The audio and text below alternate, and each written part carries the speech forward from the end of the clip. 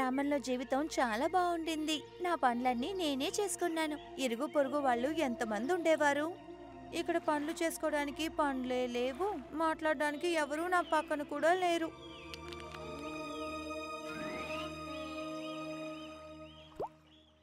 ఓ, ఇదేం పురుగు? నేను ఇంతవరకు చూసిందే లేదు. కాంచి మొదటిసారి అలా ఒక పురుగుని చూసింది. అదే పట్టు పురుగు.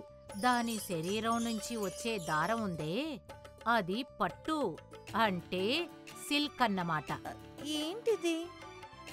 ఏదో తాడులాగా అలా వస్తోంది. ఇదెంత మృదువుగా ఉందో. ఈ తాడుతో నేను చాలా బట్టలు కుట్టగలను. సైనికులారా,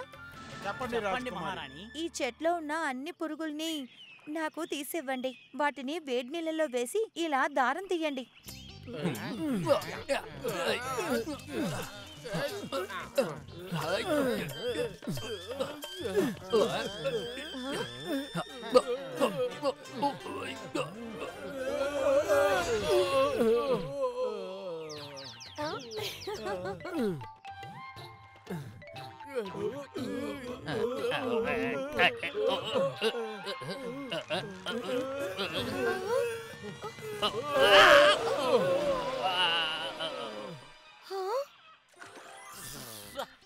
యువరాణి అమ్మా, ఇదేమన్నా సాలిగూడా లేకపోతే భూతమా? నన్ను వదలట్లేదా?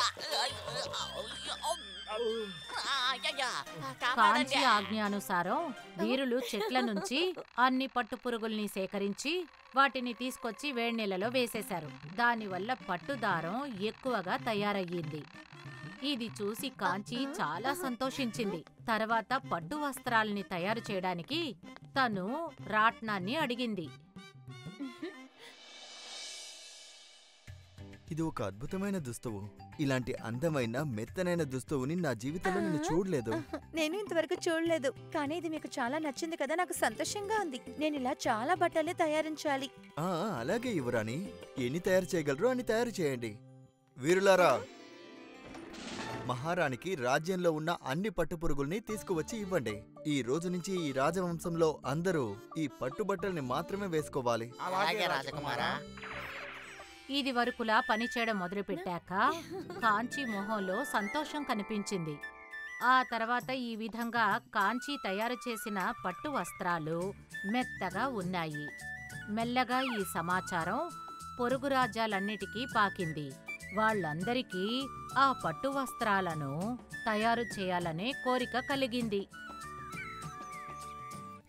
If you like this video, subscribe to our channel Murthy Media.